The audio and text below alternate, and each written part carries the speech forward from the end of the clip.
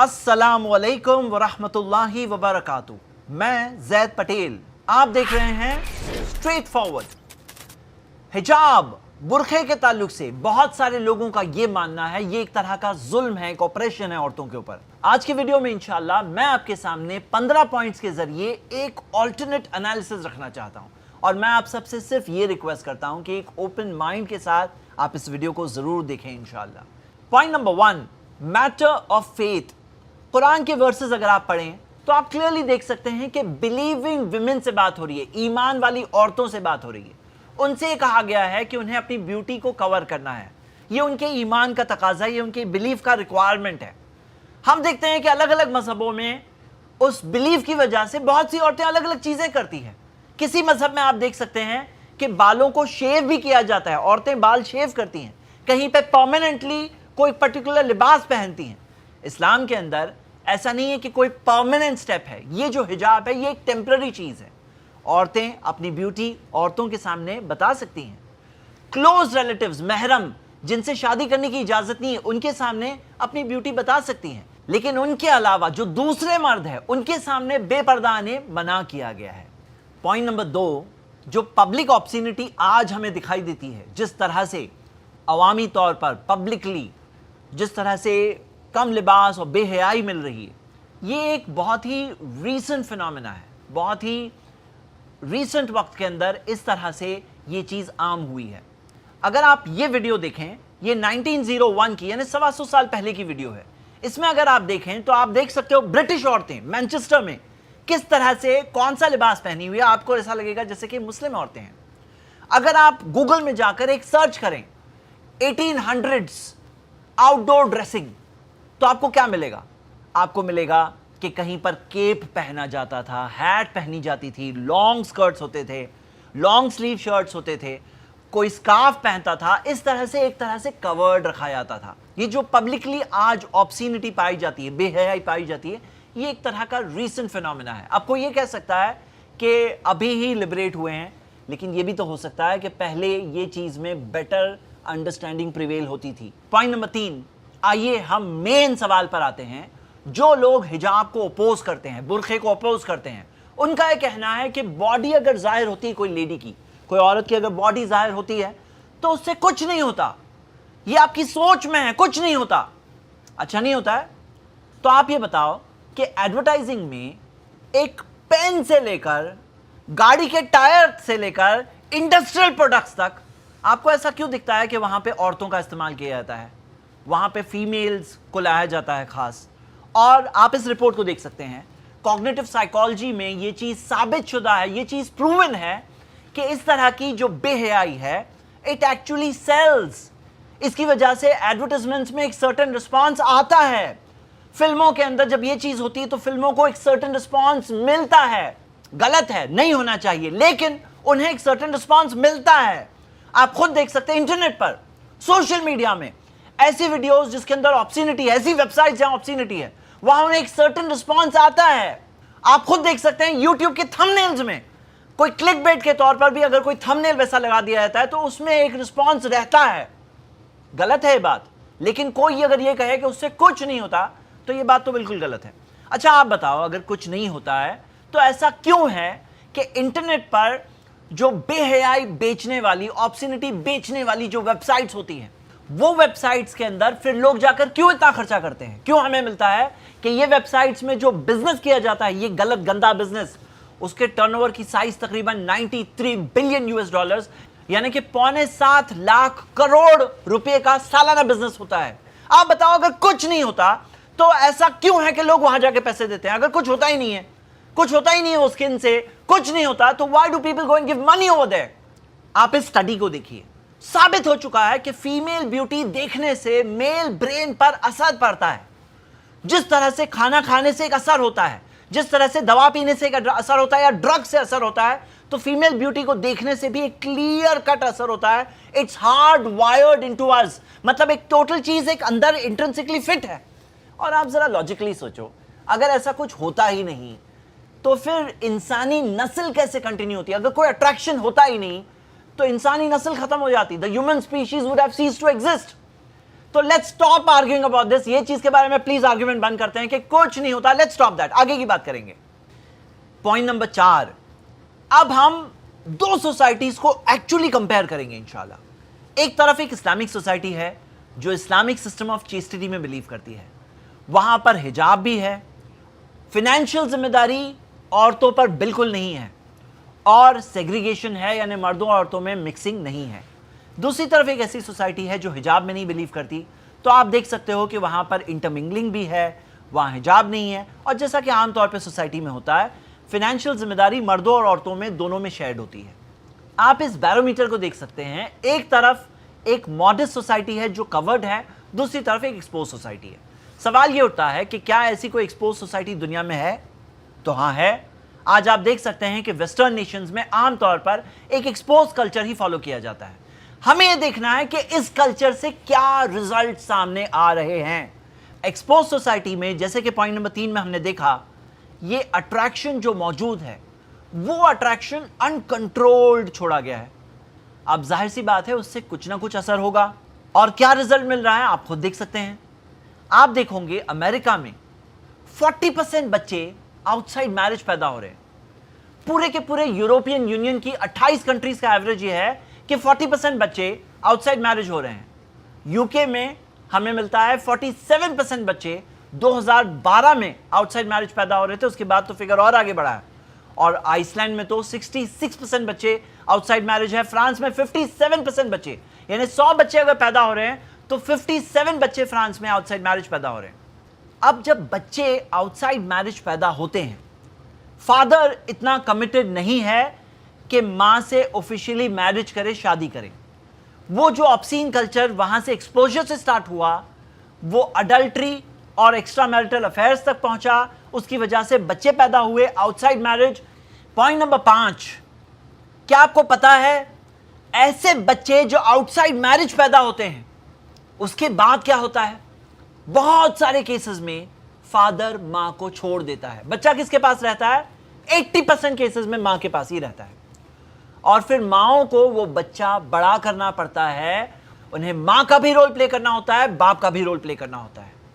America के अंदर हर 4 बच्चों में से एक बच्चा, यानी तकरीबन 2.25 करोड़ बच्चे इस तरह से बिना फादर के बड़े हो रहे हैं। रिपोर्ट से हमें पता चलता है कि ऐसी माओं को गरीबी से गुजरना पड़ता है compare to other mothers. 5 times ज्यादा, 5 गुना ज्यादा चांसेस होते हैं कि उन्हें गरीबी वाली जिंदगी गुजारनी होती है।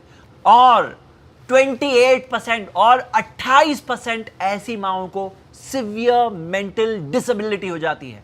इस तरह की मुश्किलों का सामना करते करते आखिर में जाकर मेंटल डिसेबिलिटी हो जाती है। पॉइंट नंबर 6, उन बच्चों का क्या होता है? बर्थ के टाइम पर ही ऐसे बच्चों का वजन अक्सर कम मिलता है।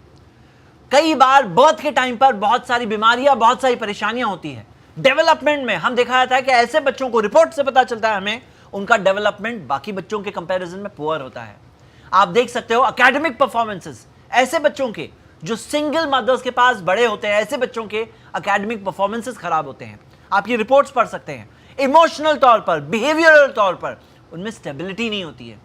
पॉइंट नंबर 7, आप बताओ, इस तरह से children being born out of marriage, बच्चे जो शादी के बगैर पैदा होते हैं, सिंगल माओं के पास बड़े होते हैं, ये सारे ट्रॉमा से गुजरते हैं।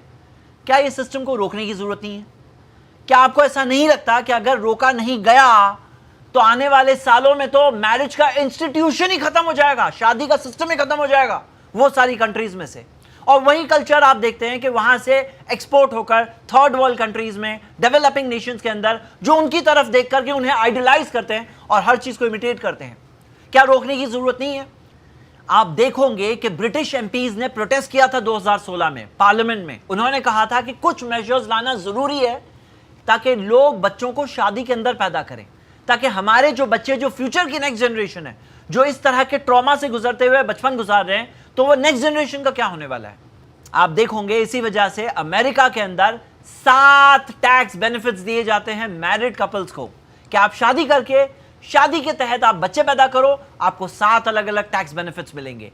यूके के अंदर 230 पाउंड्स का एक मैरिज अलाउंस दिया जाता है। क्यों दिया जाता है? ताकि लोग शादी करें और शादी का सिस्टम ताकि बाकी रहे। आप बताओ, कोरोना वायरस कोविड-19 के स्प्रेड को रोकने के लिए क्या कुछ मेजर्स नहीं लिए गए? लॉकडाउन हो, सोशल डिस्टेंसिंग हो, मास्क हो, हैंड्स वॉश करना, सारे मेजर्स क्यों लिए जाते हैं? ताकि वो चीज रोकी जा सके। मेरा कंटेंशन ये है कि ये पूरे प्रॉब्लम का कोर वो ऑब्सीनिटी है। अगर वो ऑब्सीनिटी के प्रॉब्लम को हम एड्रेस नहीं करेंगे, अगर हम देखते हुए भी आंखें बंद करते रहेंगे, तो फिर क्या होगा? हमारी पूरी सोसाइटी जाकर के पूरी तरह से बर्बाद हो जाएगी। पॉइंट नंबर 8, कुछ लोग आर्ग्यू करते हैं, कहते हैं कि ऐसे बच्चों का अबॉर्शन भी तो हो सकता है बिफोर बीइंग बॉर्न। और फैक्ट यह है कि 26% ऐसी बिन बिहाई माएं, अनमैरिड मदर्स, वो अपनी प्रेगनेंसी को अबॉर्शन के जरिए खत्म कर देते हैं। अबॉर्शन हकीकत में एक टाइप का मर्डर है, एथिकली एक बिल्कुल रॉन्ग चीज है जो एक इंसान को बिल्कुल नहीं करना चाहिए। लेकिन क्या आपको यह पता है कि उस मां के ऊपर क्या असर होता है? फ्यूचर प्रेगनेंसीज में आप देख सकते हैं बहुत सारे कॉम्प्लिकेशंस होते हैं। प्रीमेच्योर डिलीवरी हो जाती है, बर्थ वेट कम होता है, first few months of life में डेथ के बहुत हाई चांसेस होते हैं ऐसे बेबीज के। फिजिकल हेल्थ कॉम्प्लिकेशंस आ जाते हैं। आप रोक के देखिए, पढ़िए, ये आप खुद देखिए कि पोस्ट अबॉर्शन सिंड्रोम एक माना हुआ सिंड्रोम है कि औरतों को एक टाइप का मेंटल एंग्विश, एक टाइप के बहुत बड़े डिप्रेशन से गुजरना पड़ता है अबॉर्शन कराने के बाद। पॉइंट नंबर 9, बहुत सारे लोग कहते हैं बर्थ कंट्रोल पिल्स हैं, यानी ये कल्चर को मेंटेन रखने के लिए बर्थ कंट्रोल पिल्स अवेलेबल है। लेकिन क्या आपको पता है बर्थ कंट्रोल पिल्स से कितने सारे नेगेटिव इफेक्ट्स होते हैं, कितने सारे प्रॉब्लम्स होते हैं? आप खुद पढ़ सकते हैं। पॉइंट नंबर 10 दिखाई ये दे रहा है कि ये पूरे फ्रीडम का बोझ तो सिर्फ औरतें ही उठाई हुई है। प्रेग्नेंट कौन होने वाला है? मर्द तो नहीं होने वाला है, औरतें ही होने वाली है। डिलीवरी कैसे करनी होगी? जो बच्चा चाइल्ड बर्थ होगी उससे किसे गुजरना होगा? उस मां को ही गुजरना होगा। आप देखिए कि बच्चे को संभालना, फॉस्टरिंग करना, दूध पिलाना, फीड करना, संभालना कौन करेगा? Almost all the time mothers ही करेगी। और अगर एक सिंगल पेरेंट का रोल अदा करना पड़ा तो 80% ऑफ द टाइम माएं कर रही है। और फाइनेंशियल रिस्पॉन्सिबिलिटी, आप बताओ कि जिस फादर ने शादी ही नहीं की उस पर क्या फाइनेंशियल रिस्पॉन्सिबिलिटी है? उस पर तो रिस्पॉन्सिबिलिटी नहीं है, बच्चा किसके पास है? मां के पास है, उसके ऊपर ही पूरी फाइनेंशियल रिस्पॉन्सिबिलिटी है। यहां तक आके उस फादर की विरासत में बच्चे का इनहेरिटेंस का राइट भी नहीं होता है।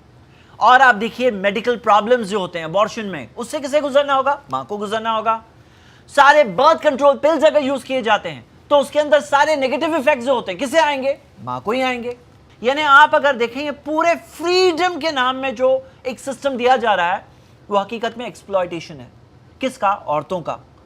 और कौन एक्सप्लॉइट कर रहे हैं? हकीकत में अगर आप देखें तो इस सिचुएशन के अंदर अपेरेंटली तो मर्द कर रहे हैं, लेकिन वो मर्द जो इस तरह से मल्टीपल रिलेशन से गुजरते हैं उनके साथ भी ये होता है कि कई बार वो खुद डिप्रेशन के शिकार हो जाते हैं। कई बार ऐसा होता है कि हार्ट ब्रेक के शिकार होने के बाद वो खुद बहुत सारे दूसरे प्रॉब्लम्स में चले आते हैं जिसमें ज्यादा मर जाते हैं, जैसे अल्कोहलिज्म, गैम्बलिंग वगैरह। जिंदगी उनकी भी कई बार बर्बाद हो जाती है। पॉइंट नंबर 11, शादियां तो होती है कम, बहुत सारे बच्चे तो आउटसाइड मैरिज ही बॉर्न हो जाते हैं। लेकिन जो शादियां होती है उनका क्या होता है? क्या आपको पता है? आप ये लिस्ट देखिए, ये वर्ल्ड के टॉप 10 मोस्ट डिवोर्स्ड नेशंस है। और आप देखोगे एक ट्रेंड, क्या देखोगे? ये वो नेशंस है जिनमें ऑब्सिनिटी बहुत आम है, बेहयाई आम है, वहां पे बच्चे आउटसाइड मैरिज भी आम थे। और एक और को रिलेट कर सकते हैं कि वहां पे डिवोर्स रेट भी बहुत ज्यादा है। बेल्जियम में 100 शादियां होती है तो 71 का डिवोर्स हो जाता है। और यूएसए में आप देखेंगे सबसे नीचे 10 नंबर पे यूएसए है, वहां 100 शादियां होती है तो 53 का डिवोर्स हो जाता है। डिवोर्स रेट इतना ज्यादा क्यों है? इसकी कई रीजंस हैं। डिवोर्स का क्या रीजन है? ऐसी सोसाइटीज में जो इस तरह का एक फ्रीडम होता है, इंटरमिंगलिंग होती है, वहां पे बहुत सारे एक्स्ट्रा मैरिटल अफेयर्स भी होने लगते हैं। और डिवोर्स का एक बहुत मेजर रीजन इनफिडिलिटी होती है। आप खुद देख सकते हो कि क्या हो गया है मैरिज के इंस्टीट्यूशन को। क्या ये चीज को रोकना जरूरी नहीं है? पॉइंट नंबर 12, ये यहां तक जो बात हो रही थी ये तो कंसेंट के साथ करने वाली बात हो रही थी। लेकिन जहां पर ये अट्रैक्शन जो मेल और फीमेल के बीच में एक नेचुरल अट्रैक्शन है उसे गलत तरीके से इस्तेमाल किया जाता है और गलत तरीके से और गलत जगह पर डिस्प्ले किया जाता है, उसका एक बहुत बुरा रिजल्ट आता है और वो है रेप। आप इंडिया की पहले रिपोर्ट देखिए, आप देख सकते हैं कि एक साल के अंदर 33,658 केसेस ऑफ रेप हुए और ये केसेस में से 37.6% cases friends, online friends, live in partners on the pretext of marriage या सेपरेटेड हस्बैंड्स उनकी वजह से हुए। अगर आप अमेरिका की रिपोर्ट देखें तो एक बिल्कुल ही शॉकिंग रिपोर्ट है। अमेरिका के अंदर हर 6 औरतों में से एक का रेप हो चुका है, यानी तकरीबन 3.25 करोड़ औरतों का रेप हो चुका है। आप खुद इमेजिन करिए, क्या ये औरतें फ्रीडम एक्सपीरियंस कर रही हैं या एक बहुत बड़े प्रॉब्लम को एक्सपीरियंस कर रही हैं? आइए वर्क प्लेसेस की बात करें। इस सर्वे में आया है कि 81% औरतें जो वर्क प्लेसेस में हैं उन्होंने किसी या तो किसी तरीके के सेक्सुअल हैरेसमेंट को एक्सपीरियंस किया है। 81%। इंडिया की बात है कि मोर देन 50% विमेन प्रोफेशनल्स ने कहा कि वर्क प्लेस में सेक्सुअल हैरेसमेंट बहुत बढ़ गया है over the years. Point number 13, ऐसे ओपन कल्चर के बाद एक और रिजल्ट आता है, सेक्सुअली ट्रांसमिटेड डिजीजेस। आप इस रिपोर्ट को देखिए, अमेरिकन गवर्नमेंट के CDC centre for diseases control and prevention की रिपोर्ट है। इसमें आया है कि अमेरिका की 33 करोड़ पॉपुलेशन में से 11 करोड़ को सेक्सुअली ट्रांसमिटेड डिजीजेस हो चुकी है। यानी कि एक ओपन कल्चर की वजह से सारे प्रॉब्लम्स के बाद एक और प्रॉब्लम यह भी है कि इस तरह की बीमारियों का उन्हें सामना करना पड़ रहा है। खुद अमेरिकन गवर्नमेंट 16 बिलियन $US हर साल खर्च करती है ये सेक्सुअली ट्रांसमिटेड डिजीजेस को कंट्रोल करने के लिए, यानी तकरीबन 1,16,000 करोड़ हर साल खर्च किए जाते हैं सिर्फ इसे कंट्रोल करने के लिए। पॉइंट नंबर 14, स्किन कैंसर और स्किन प्रॉब्लम्स। औरतों की स्किन मर्दों की स्किन से डिफरेंट है। आप देख सकते हैं मेलानोमा कैंसर यंग औरतों को होता है और 50 इयर्स तक की एज में भी औरतों को ज्यादा होता है। Melanoma cancer one of the most dangerous types of cancer है। आप खुद इस टाइप के कई आर्टिकल्स देख सकते हैं जहां पे औरतों को यह एडवाइस दी गई है कि you should cover your face with a scarf when you travel, अपनी स्किन को प्रोटेक्ट करने के लिए। और प्रैक्टिकली भी आप देख सकते हैं कई सारी सिटीज में औरतें जब ट्रैवल करती है या बाइक्स राइड करती है, बाइक्स पे होती हैं, तो खुद अपने फेस को कवर कर लेती हैं। इस वीडियो का आखिरी पॉइंट नंबर 15, इस्लामिक सिस्टम में एक औरत को अपने आप को ब्यूटिफाई करना है सिर्फ अपने हस्बैंड के लिए, लेकिन जो ऑब्सिनिटी वाला सिस्टम है वहां पे एक औरत जिसे सारे मर्द देख रहे हैं उसे सबकी नजरों में कम से कम ठीक ठाक तो दिखना है। और आप देखोगे the pressure to look good, ये जो एक प्रेशर होता है कि आई शुड लुक गुड, इसकी वजह से आप देखोगे कई स्टडी से साबित हुआ है कि औरतों को बहुत सारे ट्रॉमा से गुजरना पड़ता है, बहुत सारे प्रेशर से गुजरना पड़ता है। यहां तक कि बाज औरतों ने सिर्फ इसी वजह से सुइसाइड तक कर लिया और कई सारी औरतें वो प्रेशर की वजह से बहुत मुश्किल जिंदगी गुजारती हैं। फाइनली मैं आप सबसे रिक्वेस्ट करता हूं, ये मीडिया प्रोपेगेंडा से अपने दिमाग को स्विच ऑफ मत करिए। आप खुद सोचिए कौन सा सिस्टम बेटर सिस्टम है, आप अपनी जिंदगी किस सिस्टम में गुजारना चाहते हैं। मैं आपसे रिक्वेस्ट करता हूं कि आप एक ओपन माइंड के साथ ये सारी रियलिटीज को देखकर कम से कम इतना तो समझिए कि हो सकता है कि जिसे ये सारे लोग अपने प्रोपेगेंडा में कहते हैं ये आउटडेटेड सिस्टम है, ये जुल्म है, ये ऑपरेशन है, वो हकीकत में और इन रियलिटी एक बहुत ही अच्छा सिस्टम है, एक बहुत ही प्रोटेक्टेड सिस्टम है। औरतें इसमें प्रोटेक्टेड हैं, सेफ हैं। They are treated not for what they look like, they are treated for what they are. उनके अंदर जो रियल वर्थ है उसकी वजह से उनके साथ ट्रीटमेंट किया जाता है। मैं आप सारी सिस्टर्स को दावत देता हूं कि आप ज़रूर इस्लामिक सिस्टम ऑफ हिजाब और बुर्का एक्सेप्ट करें, उसे अपोज ना करें, उसे सपोर्ट करें। शुक्रिया। अस्सलाम वालेकुम रहमतुल्लाह। ऐसे ही और वीडियोस बनाने में हमारी मदद करें